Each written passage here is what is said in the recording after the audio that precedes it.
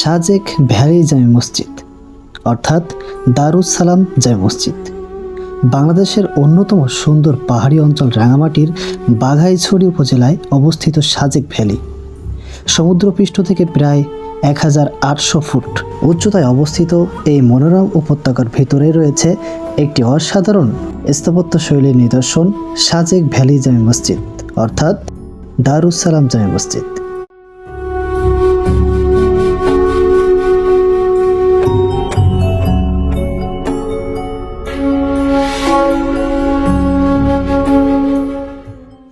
সাজেক ভ্যালির প্রবেশপথ রুইলুই পাড়া এলাকাতে এই মসজিদটি অবস্থিত। চারিদিকে পাহাড়, মেঘ আর সবুজ প্রকৃতির মাঝখানে দাঁড়িয়ে থাকা এই মসজিদ পর্যটকদের কাছে আলাদা আকর্ষণ। মসজিদটি দেখতে ছোট হলেও এর নির্মাণ শৈলীতে আধুনিকতার ছোঁয়া রয়েছে। প্রধান গম্বুজের সাথে রয়েছে ছোট ছোট গম্বুজ, যা এটিকে দৃষ্টিনন্দন করেছে। ভেতরের মার্বেল টাইলস এবং সুন্দর কারুকাজ করা দেয়াল নামাজীদের জন্য শান্তিপূর্ণ পরিবেশ তৈরি করে।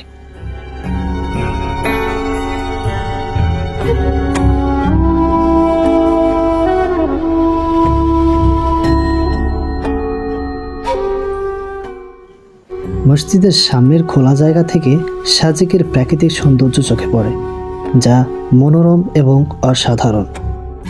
সাজেক ভ্যালিতে যারা ভ্রমণে যান তারা প্রায় সবাই এই মসজিদে নামাজ আদায় ও ছবি তুলতে যান। স্থানীয় মুসল্লিরা এখানে নিয়মিত নামাজ আদায় করে থাকেন। মসজিদটির সামনে দাঁড়ালে মনে হয় মেঘের ভিতরে দাঁড়িয়ে আছেন অথবা মেঘের ভিতরে দাঁড়িয়ে নামাজ পড়ছেন।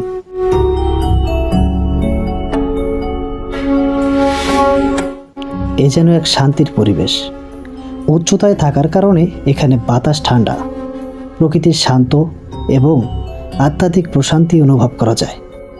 ভেতরে একসাথে প্রায় 200 থেকে 250 জন মুসল্লি নামাজ আদায় করতে পারেন। ঈদ, জুমার নামাজ বা পর্যটকদের ভিড়ের সময় মুসল্লিদের বাইরে খোলা জায়গাতেও দাঁড়ায় নামাজ পড়তে হয়। মসজিদটির পাশ থেকে সূর্যোদয় ও সূর্যাস্ত দেখা যায়, যা পর্যটকদের জন্য বাড়তি আনন্দ যোগ করে। মেঘ যখন নিচে ভেসে যায় তখন মনে হয় মসজিদটি আকাশে ভাসছে। সুবহানাল্লাহ। এক কথায় বলা যায়, সাজেক ভ্যালি জামে মসজিদ শুধু ধর্মীয় উপাসনালয় নয়, সাজেকের প্রাকৃতিক সৌন্দর্যের সাথে মিলেমিশে এক অনন্য স্থাপত্য কীর্তি। এটি পর্যটন ও ধর্মীয় দিক থেকে সমানভাবে গুরুত্বপূর্ণ।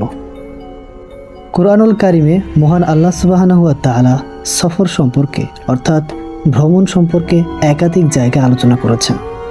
সফরের উদ্দেশ্য হতে পারে জ্ঞান অর্জন, ব্যবসা বাণিজ্য, যুদ্ধ সংগ্রাম কিংবা আল্লাহর সৃষ্টি নিদর্শন নিয়ে চিন্তা করা। যেমন কুরআনুল কারিমে 12 নম্বর সূরা ইউসুফের 109 নম্বর আয়াত নাযিল করেছেন।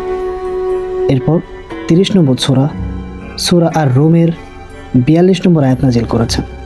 তারপর সূরা হজ 22 নম্বর সূরা 46 নম্বর আয়াত নাযিল করেছেন।